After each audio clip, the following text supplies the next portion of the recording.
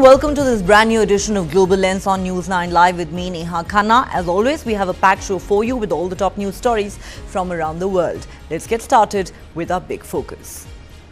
For a long time now, there has been talk about India emerging as a potential mediator between Russia and Ukraine as the war between the two neighbors rages on even 2.5 years after it began.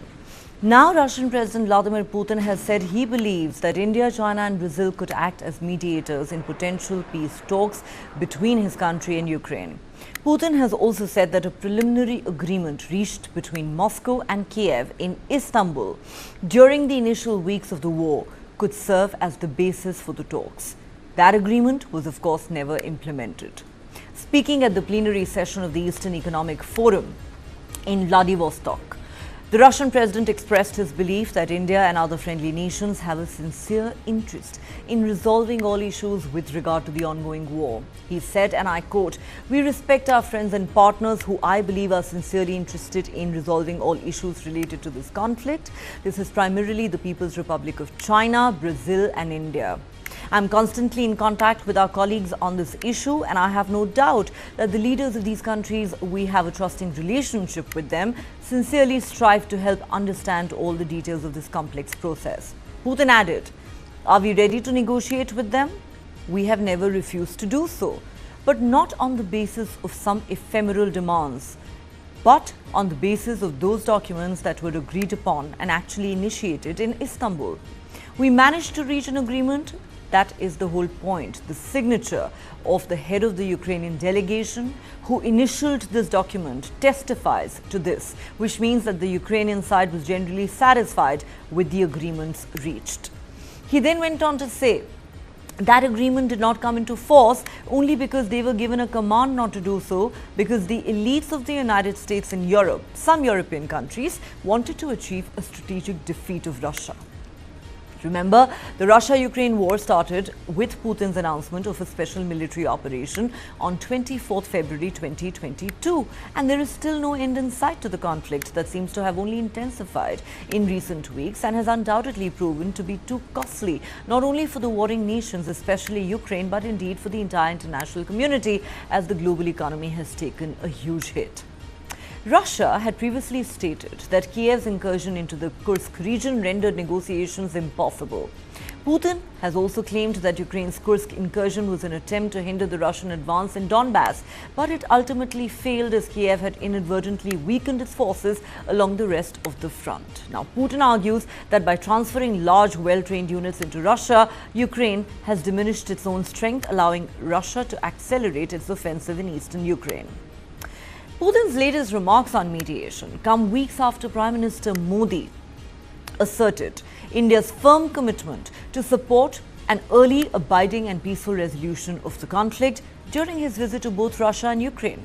During the recent historic visit of Prime Minister Narendra Modi to Ukraine, India reiterated the need for sincere and practical engagement between all stakeholders to develop innovative solutions that will have broad acceptability and contribute towards early restoration of peace. The reiteration of India's willingness to contribute in all possible ways to facilitate an early return of peace is a clear indication of India's willingness to get involved in the potential peace process in the Russia-Ukraine crisis. Prime Minister Narendra Modi's recent diplomatic activities, including his visits to Ukraine and Russia, conversations with US President Joe Biden, followed by a phone conversation with Russian President Vladimir Putin, and upcoming engagements at the UN General Assembly this month and the BRICS summit in Russia in October, have all heightened expectations that India may play a more active role in mediating the Russia-Ukraine conflict. In communications with both the Russian president and the Ukrainian president, Prime Minister Modi has emphasized the need for a cessation of violence. Now, many analysts saw Prime Minister Modi's recent visits to Moscow and Kiev as a balancing act by India, especially after the Prime Minister's visit to Russia, which attracted criticism from Western powers as well as the Ukrainian president. However, many also see it as a genuine attempt at building bridges. By engaging with both Russia and Ukraine, India has positioned itself as a neutral player in the conflict and a responsible global actor committed to peace and stability. This balancing approach aligns with India's historical role as a mediator in international conflicts in the Korean War armistice negotiations, for instance, or the Colombo Plan. India seeks to leverage its unique position as a country that maintains strong ties with both Moscow and Washington to play a more active mediation role. Additionally, India's proposal of mediation adds weight to the ongoing effort from Global South countries in the negotiations. The push from India reinforces its prominence as a leader of the Global South. Of course, it is nobody's case that mediation between Russia and Ukraine would be easy, not by any stretch of imagination. The challenges are aplenty, starting with maximalist positions taken by both sides. Both Russia and Ukraine remain focused on military gains. The refusal of both parties to budge from their stance is a major obstacle in the peace process. President Zelensky demands a complete Russian withdrawal from Ukraine, while President Putin insists Ukraine must pull back from occupied regions and drop its NATO membership bid. The involvement of various international actors in this war highly complicates any negotiation process for peace. And the geopolitical interests of the United States and Russia are deeply entrenched, and both powers are unlikely to agree on a peace proposal proposed by the other. So what can India do? New Delhi has repeatedly called for dialogue and diplomacy to resolve the conflict. Prime Minister Modi told Zelensky in Kiev, India was never neutral. We were always on the side of peace. He added that India was ready to play an active role in the path to peace and progress. The Ukrainian president also expressed confidence that India had a role in bringing peace to the conflict-ridden region. He told Indian journalists, India will play its role. I think India began to recognize that this is not just a conflict, this is a real war of one man, and his name is Putin, against a whole country whose name is Ukraine. You are a big country, you have big influence, and you can stop Putin and halt his economy and put him in his place. Zelensky added a caveat though. He said, I truly believe it would be good if the second peace summit is held in one of the Global South countries. There are countries like Saudi Arabia, Qatar and Turkey. I told Prime Minister Modi that we could have the Global Peace Summit in India. It's a big country and the largest democracy in the world, but we will not be able to conduct a peace summit in a country that has not joined the communique of the first peace summit held in Switzerland in June this year. Now, what did the Istanbul agreement that Putin has referred to actually say? The negotiating teams arrived at the following communique, and I quote, key provisions of the Treaty on Ukraine's security guarantees a framework of a possible agreement. The treaty would declare Ukraine to be allowed to apply for European Union membership and to be a neutral state, put a limit on the size of its military forces, seize NATO membership plans, forbid foreign military bases, and list Russia and Western countries, amongst which were the United States and the UK, as guarantors, obliged to assist Ukraine in case of aggression against it. The status of Crimea would have to be negotiated after 10 to 15 years. But since then, the two sides have grown further and further away from these provisions. So what can be the way forward, really? And what role can India play in thrashing out that elusive peace deal between Russia and Ukraine? We have reached almost all the parameters of a possible peace agreement with representatives of the government in Kyiv. All these parameters agreed on everything. Moreover, the head of the negotiating delegation, who still heads the ruling faction in the Verkhovna Rada, in the Ukrainian parliament, he endorsed these agreements. Yes, there was still something to be worked out, but in general, the visa was there, it was a document. Then Mr. Johnson came, as is known. The British authorities do not deny this, they confirm. He arrived and ordered the Ukrainians to fight to the last Ukrainian, which is happening today with the aim of achieving a strategic defeat of Russia. This is not happening. Are we ready to negotiate with them? We have never refused this, but not on the basis of some ephemeral demands, but on the basis of those documents that were agreed and virtually initialed in Istanbul. We respect our friends, partners who I believe are sincerely interested in resolving all issues related to this conflict. This is primarily the People's Republic of China, Brazil, India. I am constantly in contact with our colleagues on this issue. Excellency, युद्ध हो, संघर्ष हो, आतंकवादी हमले हो, मानवता में विश्वास करने वाला हर व्यक्ति जब जानहानि होती है तब बहुत पीड़ित होता है, लेकिन उसमें भी जब मासूम बच्चों की कत्ल होती है, मासूम बच्चों को मरते हुए देखते हैं, तब हृदय छलनी हो जाता है और वो दर्द बहुत भयानक होता है। और इस विषय में भी आपसे विस्तार से चर्चा हुई है। कुछ समय पहले समरकंद में जब राष्ट्रपति पुतिन से मिला तब मीडिया के सामने आंख से आंख मिला करके मैंने उनको कहा था कि ये युद्ध का समय नहीं है। मैं पिछले दिनों रशिया के मुलाकात के लिए गया था, वहां भी मैंने साफ साफ शब्दों में अपनी बात कही है कि किसी भी समस्या का समाधान रणभूमि में कभी भी नहीं होता है। समाधान का रास्ता बातचीत से ही निकलता है, डायलॉग से निकलता है, डिप्लोमेसी से निकलता है। और हमने बिना समय गंवाए उस दिशा में आगे बढ़ना चाहिए। India will play this role. I think that India began to recognize that this is not just conflict, this real war of one man, and his name is Putin, against whole country, which name is Ukraine. And you're a big country, you have big influence, and you can stop Putin, and you can stop and hold his economy and put him really on his place. All right, time for us to take a quick break here on Global Lens, but we will discuss with our panel of experts on the other side just what does Putin's statement on a possible mediatory role for India really mean.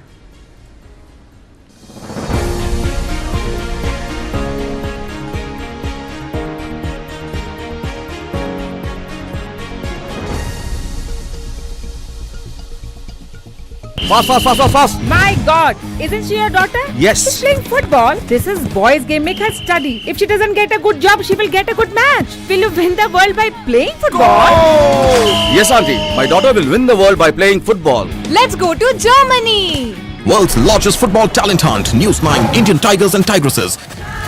In association with DFB Pokal, Bundesliga, BVB and India Football Center. Train and play matches in Europe. Register now and fly to Germany. IndianTigersandTigresses.com.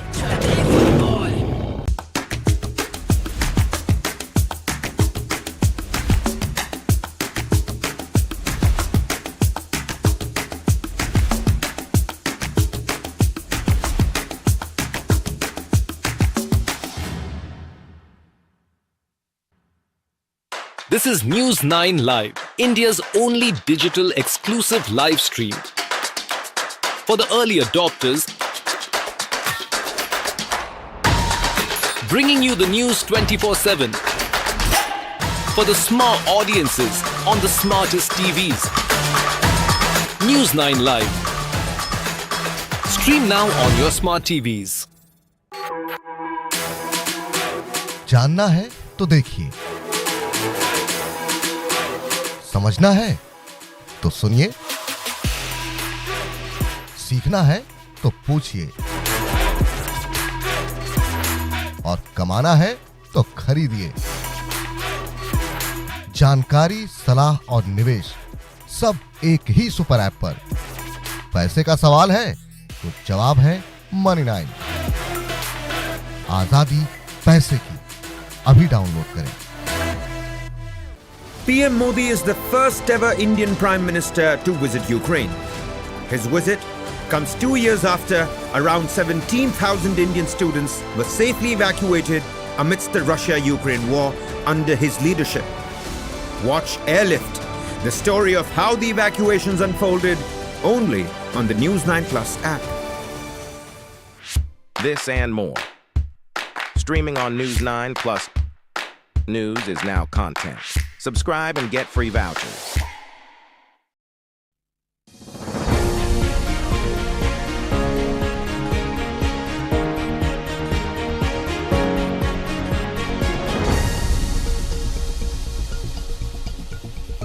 Welcome back. You're watching Global Lens on News9 Live with me, Neha Khanna, and we're discussing Russian President Vladimir Putin's latest statement saying that India, China and Brazil can in fact mediate the Russia-Ukraine conflict. What should be made of that? Let's throw this open to our panel of experts. Joining me on Global Lens tonight, Ambassador Ashok Sajanhar, former Indian diplomat, Professor Swaran Singh, who teaches at the Center for International Politics, and in a moment we'll also be joined by Dr. Swasti Rao, Associate Fellow at the IDSA. All right, Ambassador Ashok Sajanhar, let me begin with you. There are two parts really to this important issue that we need to look at closely today.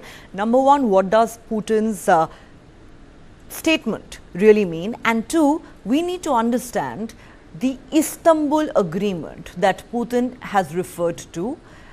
Why is he breaking it up now? What is it all about? And can it become the basis for talks? Let's start with the most fundamental question that many are asking in India today.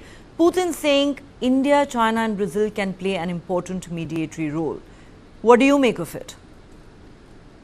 Well, thank you very much, Neha. Thank you for having me on your show. I think what Mr. Putin has, these three countries that he's identified, these are obviously three countries that are favorably disposed towards Russia. Obviously, he would not take up a country, mention a country which is not favorably disposed towards Russia. So that is the first thing. The second is that these three countries are big countries. They are large in terms of territorial area, large in terms of population. They have influence around the world. When they speak, what they speak is listened to with respect. India has just been the president of G20. BRICS is the current president of G20. It is has good relations with Russia. There is going to be the next summit of the G20 that takes place in Kazan in October. Brazil is going to be there. China is going to be there. India is going to be there. So I guess they will have an opportunity also to meet at that time and to interact. But going a little further, Neha, on this particular issue, I think at least two of them, these countries out of the three that he's mentioned, they have no credibility whatsoever as far as acceptance by the whole global community is concerned. Meaning these are all, as I said, good friends, are favorably disposed towards Russia. But as far as China is concerned, that will definitely not be taken to be an impartial mediator or one which has good relations with both sides. It does not enjoy the credibility of both Russia as well as Ukraine and the West. The second aspect, as far as China is concerned, it has already come up with a peace plan. Its a special envoy had visited Moscow. Its special envoy had gone to Kiev, had discussions with President Zelensky, and it presented a 12-point plan quite some time ago. There were no takers. It has fallen on its flat on its face, because basically whatever it suggested, it was very much in favor of Russia. So Zelensky and the West did not find anything that they could take from these particular suggestions. Okay. The second is Brazil, and Brazil also, I think, falls more or less in the same category, although it hasn't come up with any peace plan of its own so far. But the comments that President Lula has been making ever since he became the president on the 1st of January 2023, they have been against the West, they have been opposed to the West, they have been against the position of Ukraine, and they have been very much in favor of Russia. That is the reason why President Putin has selected him. Even on the other issue, the Israel-Hamas war in Gaza, the sort of comments that he has made have riled the West, and particularly as far as the US is concerned and other Western countries are concerned very much. So he also does not enjoy credibility as far as the West is concerned. The only country that enjoys the credibility of both sides, which has, which can go to, the Prime Minister can go to Moscow, Prime Minister can go to Kiev, he comes back, he rings up or he gets a call from President Biden, has a detailed conversation with him, briefs him on what was discussed in Kiev with President Zelensky. Next day he calls up Putin, tells him also. So the point I'm making is that the only country which has traction as far as is India. Okay, yeah. You make a very important point. You make a very interesting point. Let me take this to Professor Swaran Singh. Professor Swaran Singh, Ambassador Sajjanar says that Putin has predictably mentioned 3 countries that are favorably disposed towards Moscow. However, the credibility of China and Brazil is rather low, and they're likely to be highly or completely unacceptable as mediators to Ukraine and the West. Does that pretty much leave only India in the picture? Point number 1. Point number 2, would China even allow India to play such a major role on the global stage? And number 3, how serious are Russia and Ukraine really about mediation in the first place, in your assessment? I think let me, Neha, first take about whether China will allow. I don't think that's a question of China allowing or disallowing. China is doing what China can do. Wang Yi, the foreign minister, had given 13-point program that Ambassador Sajjanar just mentioned, which was smashed to smithereens by Western countries as completely unacceptable. Compared to India's Prime Minister, after a long wait of 2.5 years, finally visiting Moscow and then visiting Kiev and having conversations back-to-back with President Putin and Joe Biden. And in fact, Peskov, the presidential spokesperson of President Putin, has himself said that Indian Prime Minister is one such leader which has access to both President Putin and to President Biden and of course President Zelensky as well, and can therefore definitely substantially contribute in making such efforts. India has been rather modest in the language India is using along with Ukrainian counterparts, interlocutors, saying India can make a substantial contribution in accelerating the peace process, which is a rather broad and vague term at this stage. Second, very important point is, of course, President Putin has mentioned Brazil, China and India, which definitely, Neha, marks a kind of an inflection point compared to the stubborn nature that both President Zelensky and President Putin have had so far. So it's a kind of a change, I would say, that he's finally said, yes, if President Zelensky wants to talk, then I'm happy to talk. But see, he's talking from the point where he said we left last in Istanbul Accord, 15th of April 2022. 17-page draft of that accord is where President Putin wants to begin again. And that draft, given the fact that initial few weeks, Russia was really on a heavy onslaught and Ukraine and President Zelensky were on kind of back foot. And if you remember, United States was offering President Zelensky a safe exit at that time. So during that time, the 17-page draft of 15th April 2022 was relatively favorable to Russia, saying that Russia, A, would retain the areas that it has already occupied, that Ukraine would ensure of neutrality, Ukraine will not deploy very unacceptable set of weapons on that border.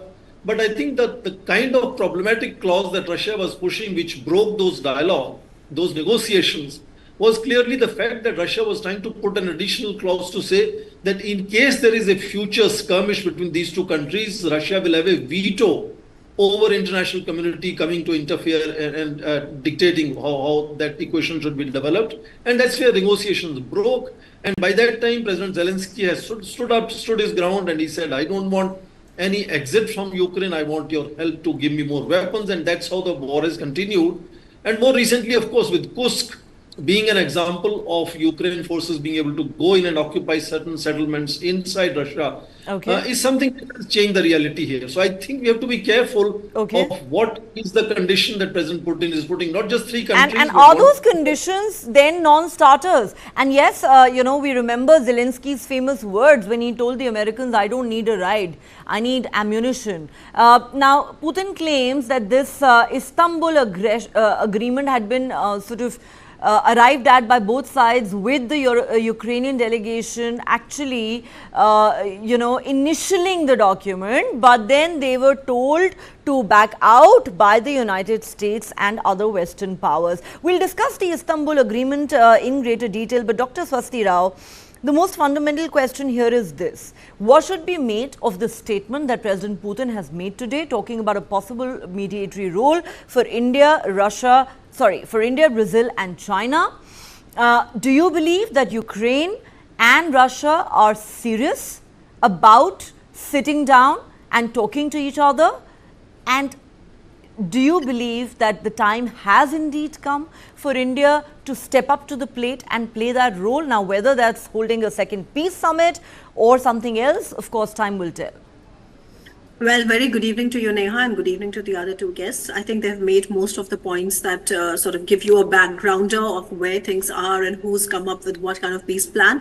I'll just make some 3-4 points to clarify certain things. Number one, is it the right time? No, it is not the right time. The war is entering a different level of kinetic warfare.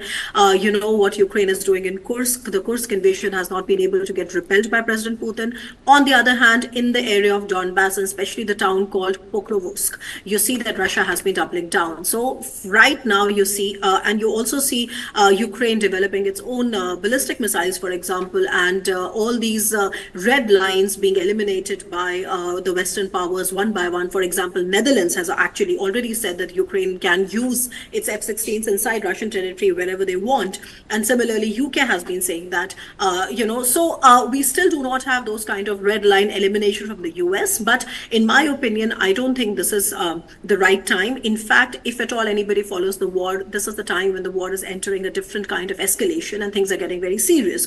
You know about this major strike the Russians made, I think yesterday, which killed about 51 people, civilians, in Ukraine. And Ukrainians have also been targeting deeper inside Russia. So is the time right? I don't think so. Why is then that President Putin has come up with the statement? Okay, so I see a larger strategic logic there. I think Ambassador Sajjanahar was the one who mentioned that, there will be a BRICS summit. From Russia's perspective, Russia has always been trying to further the RIC triangle, the Russia, India, China triangle. You also see that from India's perspective, there has been this mixed response when it comes to SCO. The Prime Minister didn't go himself to the SCO summit. Now there is a BRICS summit going to happen in October. There are all kinds of talks about whether the Prime Minister is going to go in person or send somebody else. So I think what is happening right now is that President Putin also understands that India is the only country that has credibility, not only with Moscow, but also with the West. And I think that point was already brought about very beautifully, that even though other countries would have a peace plan, and there is in fact a peace plan bazaar, but not necessarily everybody's peace plan is taken with the same seriousness as India's efforts are. And precisely because India has worked so hard to project itself as a bridge between the East and West and North and South and all that, and between the warring parties as well. So I think that credibility quotient is very much established, India's credibility quotient, and that is the reason why President Putin also understands it. If you remember, when Prime Minister had traveled to Moscow in July and eventually to Poland and to Ukraine in August, there is also this talk about India could be hosting the next peace summit. Okay, now what I'm saying is it is perhaps President Putin's best bet to try and sort of, invoke that confidence in India, which India has absolutely shown itself, to be capable of. But to be reading too much into these things, I don't think that is going to happen. I think this is more somewhere projected at the upcoming BRICS summit, a kind of a solidarity that Russia also requires when it comes to countries not only that are openly in the non-Western camp, but are countries like India that are also the bridge. So I personally would not read too much into the statement.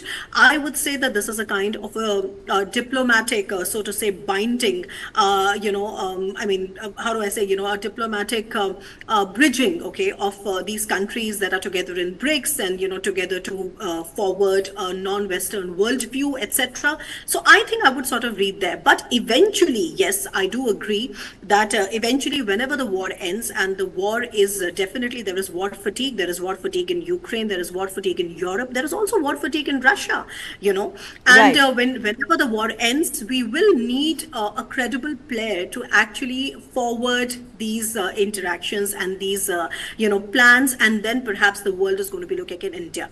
And that is why my last point, Neha, is that what the Prime Minister has done by going to Moscow and then by also going to Ukraine is to balance and to project, that side of India as a credible mediator. And I have also called it, earlier that, this dehyphenation that India and Russia ties and India and Ukraine and the West ties are all standing on their own. These kind of things would also give India more room to maneuver whenever the time is right. If the time is right now, my answer is the same. I don't think so. You don't think so? All right. There is no denying that if there is one actor on the global stage that does enjoy credibility with both sides, it is India. But then the bigger question is, are the two parties really serious about talking to each other at this point in time? Or has this statement by President Putin been made essentially with an eye on the upcoming BRICS summit? And is it mere posturing? Because as has been pointed out by Dr. Swasti Rao, if anything on the ground, the Russia-Ukraine conflict only seems to be intensifying. Okay, I need to take a quick break here on Global Lens, but we'll continue this conversation with our panelists on the other side. Don't go away.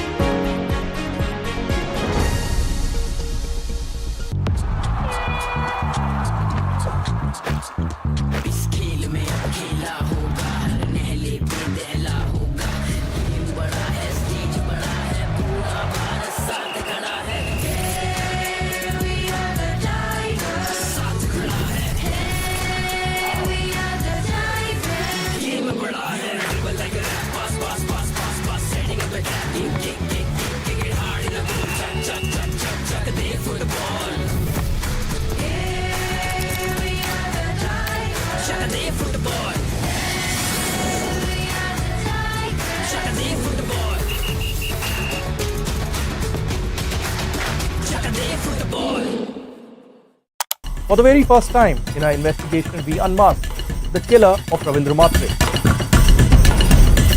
In 5G, we have to stand with the world, and in 6G, we have to lead the world. Winning a Grammy was an absolutely surreal experience.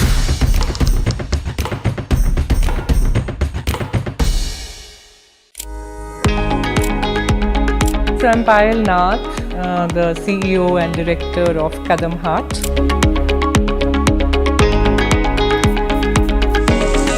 We are working with people, we are working with emotions, we are working with hands, we are working with nature. We are very clear, we want to commit to livelihoods, we want to commit to the planet. We want to impact 1 million artisans, which is 1 million families minimum. Be the change that you want to see. This and more. Streaming on News9 Plus. News is now content. Subscribe and get free vouchers.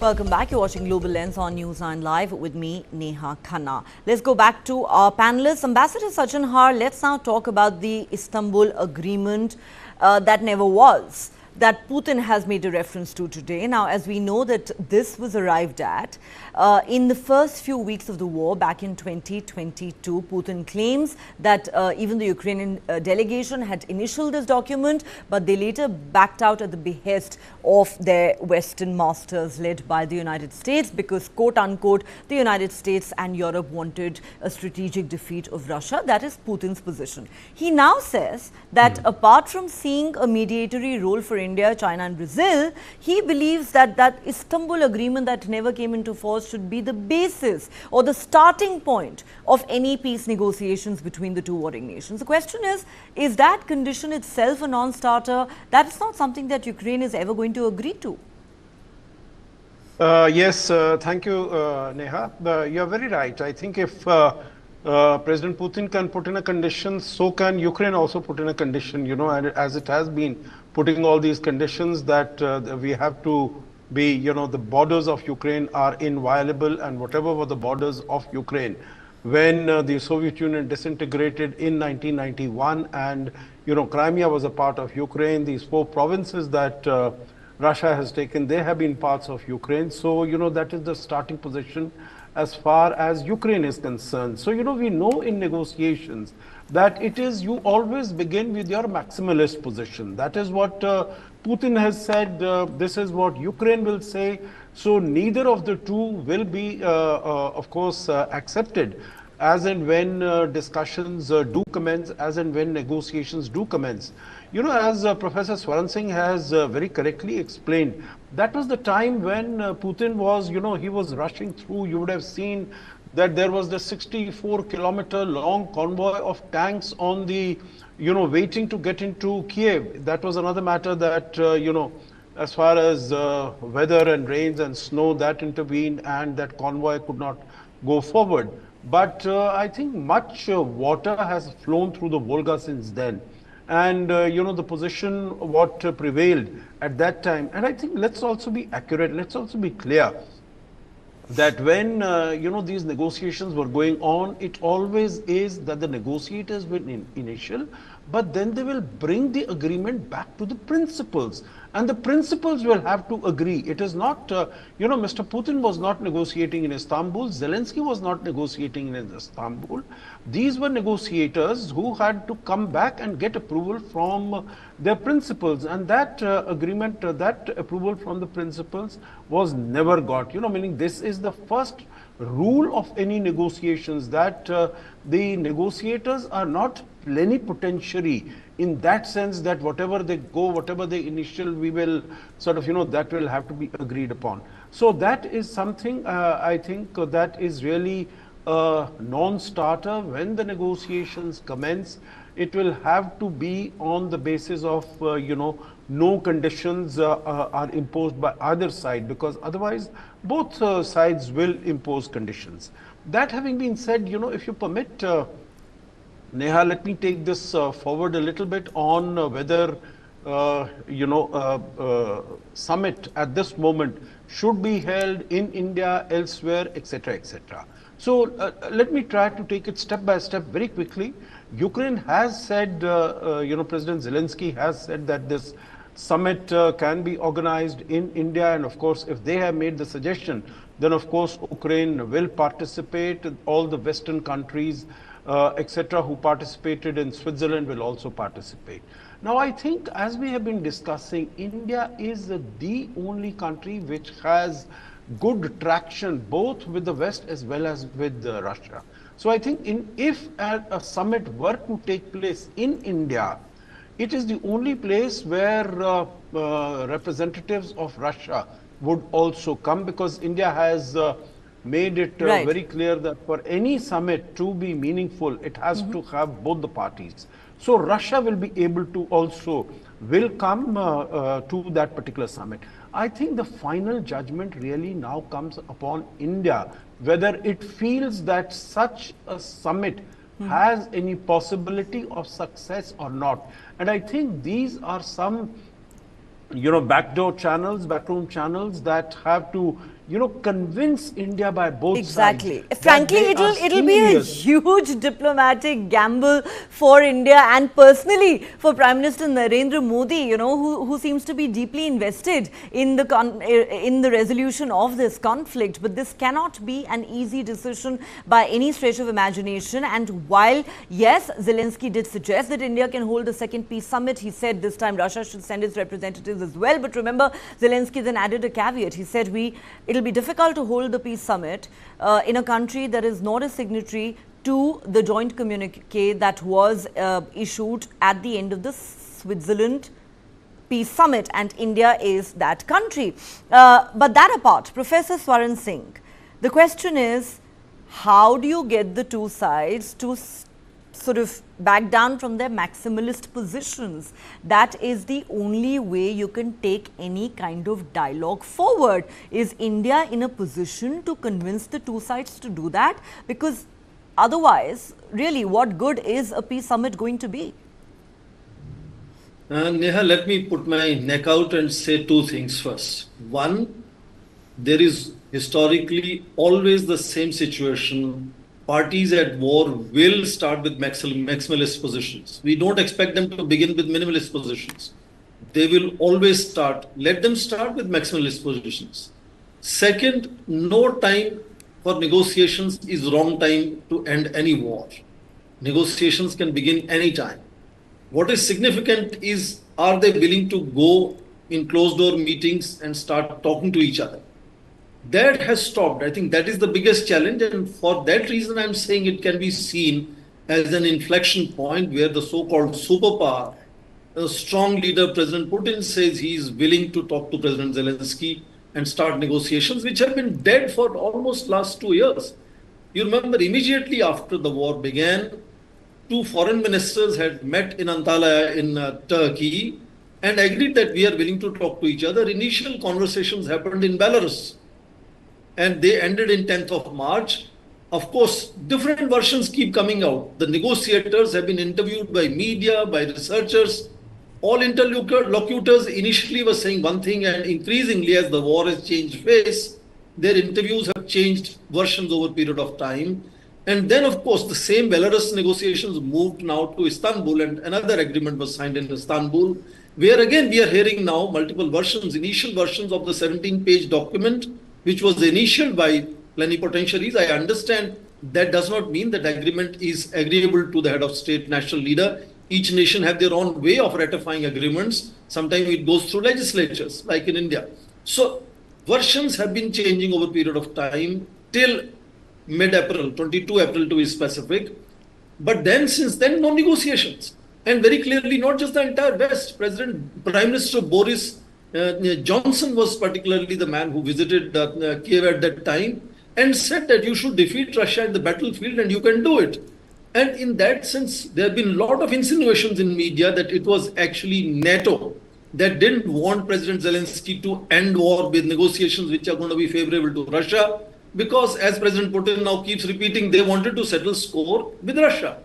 And kind of it was an equation between NATO and Russia rather than President Zelensky and President Putin, which was more or less reaching to some kind of a conclusion on 22nd of April, which is where the last negotiations ended in that sense. So if you look at this whole period where West has been, if we believe media, been able to stop President Zelensky from going in for negotiations, and one after another statements that come from G7, from United States, is about preparing Zelensky and Ukraine for more war. They are not talking of peace, and only peace talk that they had is Swiss summit, where Russia was not invited. I mean, what can you think of a peace summit which doesn't have one of the two parties? That was quite meaningless. Absolutely. Best they can deliver is a diktat for Russia to accept, which is non-starter again. And you're right. They don't really talk about peace. They keep talking about teaching Putin a lesson. Yes. Very quickly, sir. I'm running out of time. So I'm saying because there have been a whole long period where the negotiations which are moving positively in some direction ended, and no negotiations have actually started, or no such imagination that these It's actually been over 2 years. So can India make a fresh start? Dr. Swasti Rao, Professor Swaran Singh says no time is a bad time to hold peace talks to end a conflict. But that apart, let's look at it exclusively from India's standpoint for a moment as we wrap up this discussion. The point is that when, if India does offer to hold, let's say, a second peace summit, it would be a huge diplomatic and political gamble for New Delhi and personally for Prime Minister Modi, because when you invest so much of your own political capital in the resolution of a seemingly, irresolvable conflict, the stakes are incredibly high. Do you think for India it is worth the risk? Okay, now very quickly, as far as the relevance of the peace talks are going, I think one has to also somewhere acknowledge that, these peace summits, these collaborative peace summits as they are called, have been going on for about 1.5 or 2 years. We somehow only refer to Switzerland, where they released a joint communique where India did not sign, because the joint communique was actually built upon the United Nations General Assembly resolutions where India had abstained. But before that, there have been at least 3 major collaborative peace summits. So first of all, one has to be very clear that nobody is arguing that once the war ends, or you have to start a negotiation mediation, keeping in mind that the war has to end. I think these are parallel processes. There is perhaps, I would say, consensus on the fact that peace in Ukraine will be some sort of a collaborative process. So starting from Copenhagen, then Jeddah, where of course, there were working groups which were made. In fact, some of these working groups were also referred to in the joint statement of India and Ukraine, etc. Then Malta, and then Switzerland. And now we are talking about the next one, right? And then we are saying that perhaps India is the credible player. Now, to your question very quickly, what does India to gain? Like I said, nobody can really bring the war to an end except for the United States in some ways, and Russia itself, and Ukraine. Maybe these are the three most important factors. If US stops sending military aid to Ukraine, perhaps Ukraine would not have any other choice. If Russia withdraws from its annexed territories and all the territories that it has now declared as Russian territories, perhaps the war would end. If Ukraine just capitulates, the war will end. I think it's very clear. So we are not talking about that kind of a very formal end of the war. But as far as the peace building process is concerned, it's a parallel thing, and it's been going on, and India is at the forefront. Now, very quickly, Neha, a couple of things more, about this entire thing. When we are talking about the peace process and all these actors, the one thing that we need to understand is that India, in all its, whether you look at the joint statement earlier or other, times when the Prime Minister has talked about this, or whenever, the MEA has issued any statements on what is India's position on the war. Now, India, there are two things. One is that Russia has to be a part of these discussions, okay? Yes. Otherwise, these discussions would not go anywhere. And I think it's a very valid, logical point. Absolutely. And to be fair, even Zelensky, actually, I'm completely out of time, Dr. Rao. I'm really out of time. Even Zelensky has said that yes, Russia should send its representatives, but really we need to see some forward movement and a willingness on part of the two warring nations to actually sit down at the negotiating table, and then certainly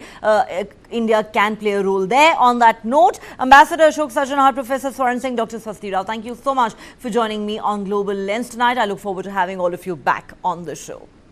All right, let's now shift our focus from the Russia-Ukraine war to the United States. Another day, another mass shooting in the US. This time, a 14-year-old boy killed 2 fellow students and 2 teachers and wounded 9 others in a shooting at a Georgia high school, jolting the United States with the first mass campus shooting since the start of the school year. Democratic presidential nominee and Vice President Kamala Harris has called the shooting a senseless tragedy. Gun violence and gun culture have long been the subject of highly polarizing debate in the US. More details have emerged on the 14-year-old suspect in a deadly shooting at a Georgia high school on Wednesday, who killed 4 people and wounded 9 others at Appalachia High School in the city of Winder, northeast of Atlanta. The suspect was taken into custody and has been identified as Colt Gray. Investigators said he was interviewed by law enforcement last year over online threats about committing a school shooting. Director of the Georgia Bureau of Investigation, Chris Hosey, said Gray will be charged and tried as an adult. Hosey identified those killed in the attack at a press conference Wednesday night. Mason Schermerhorn, age 14, who is a student here at the school. Christian Angelo, who was 14, also a student here at the school. Richard Aspinwall, not sure of his age, but he was a teacher here at the school. And Christina Irmery, I'm sorry for my pronunciation, who was also a teacher here at the school. This was the first mass shooting in the United States since the start of the school year, only a few weeks since it began in many school districts. It has rattled the community of 18,000, which gathered earlier on Wednesday for a prayer vigil. Today, evil has stepped in, so now let us be good. The FBI said local law enforcement had interviewed a 13-year-old subject and his father last year regarding online threats to commit a school shooting. Investigators said, quote, the father stated he had hunting guns in the house, but the subject did not have unsupervised access to them. The subject denied making the threats online. Jackson County alerted local schools for continued monitoring of the subject. Georgia officials confirmed the statement was in connection to the subject in custody. County Sheriff Judd Smith said the gunman on Wednesday was armed with a, quote, AR platform-style weapon or semi-automatic rifle.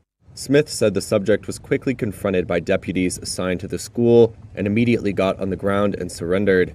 Once under arrest, the subject was speaking with investigators, who believe he was acting alone.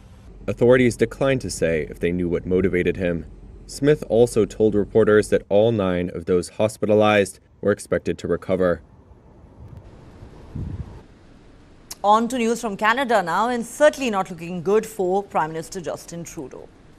In a major setback to Canadian Prime Minister Justin Trudeau, key ally Jagmeet Singh's New Democratic Party has pulled out support for his minority Liberal government ahead of the general election next year. In a video message, Jagmeet Singh says Trudeau will not be able to take on the opposition Conservatives amid recent polls showing them securing an easy win in elections. Singh says Justin Trudeau has proven again and again that he will always cave to corporate greed. The Liberals have let people down. They don't deserve another chance from Canadians.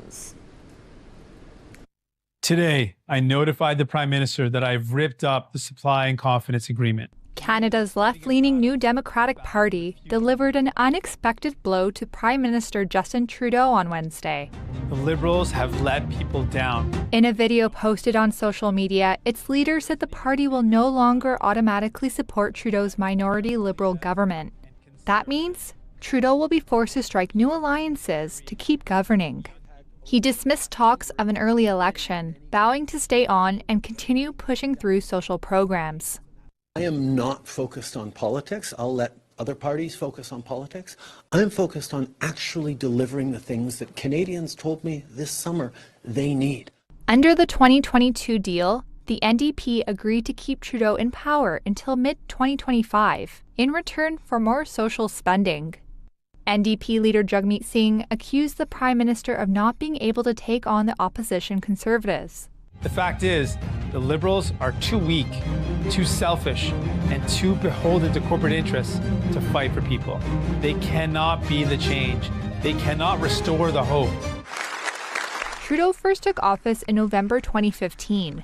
Polls suggest he is suffering from voter fatigue, with the Conservatives forecasted to easily win an upcoming election.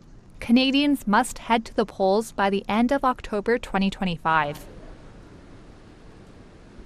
Coca-Cola and rival PepsiCo have spent hundreds of millions of dollars over decades building demand for their soft drinks in Muslim-majority countries from Egypt to Pakistan. But now both cola giants are facing a humongous challenge from local sodas in these countries due to consumer boycotts that are targeting major brands that are widely viewed as symbols of America and, by extension, Israel at a time of war in Gaza.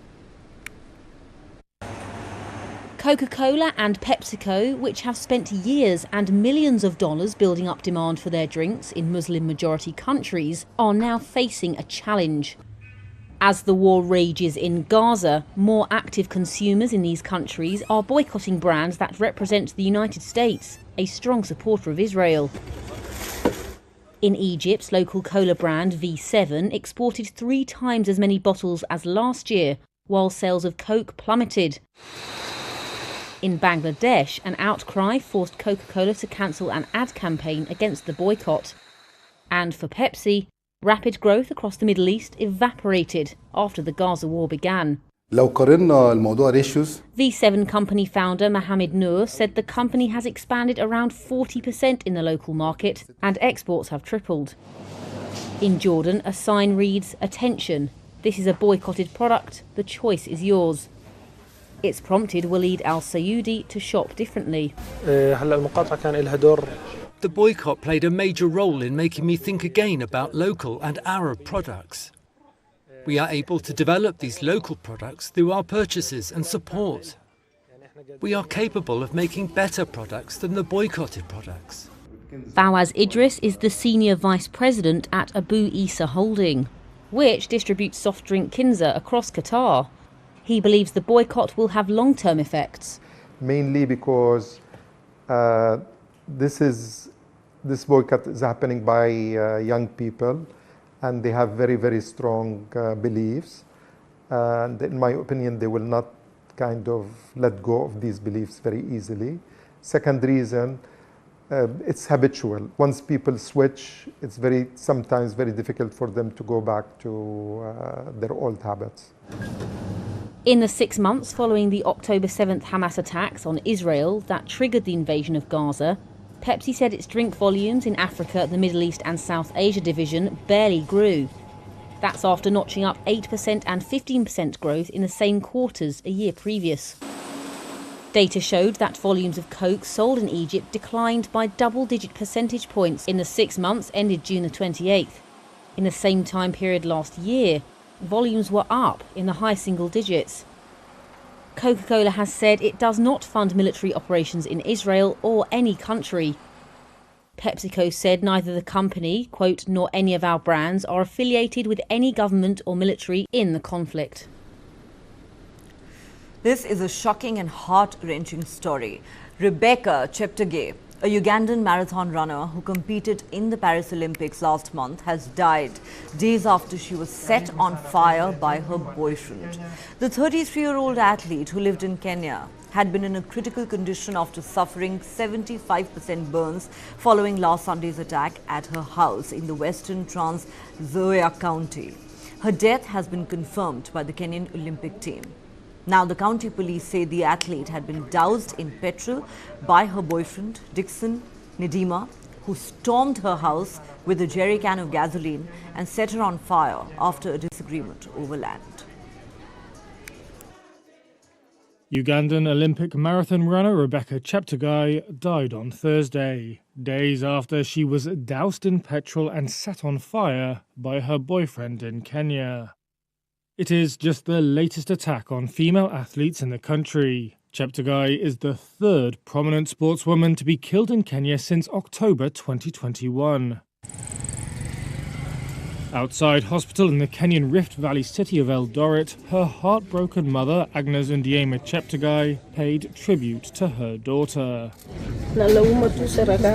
She was a good child, very polite, and she didn't have a lot of issues. I just don't know. Consultant Dr. Mbugiwa Kamani said the hospital had done all that we could for her. She had a severe percentage of burns, which unfortunately led to multi-organ failure. Cheptegei, who finished 44th in Paris, had a house in Kenya where she stayed while training in the country. Kenyan Sports Minister Kipchumba Murkomen described the 33-year-old's death as a loss to the entire region. It is, he added, a stark reminder that we must do more to combat gender-based violence in our society. Nearly 34% of Kenyan girls and women aged 15 to 49 have suffered physical violence, according to government data from 2022, with married women at particular risk. In October 2021, Olympian runner Agnes Tirop, a rising star in Kenya's highly competitive athletics scene, was found dead in her home in the town of Itan with multiple stab wounds to the neck. Ibrahim Rotich, her husband, was charged with her murder and has pleaded not guilty. That case is ongoing. Uganda's Minister of State for Sports said Kenyan authorities are investigating Cheptegei's killing. Absolutely heartbreaking, that. Well, with that is a wrap on the show. Thanks for watching. Do join us again tomorrow.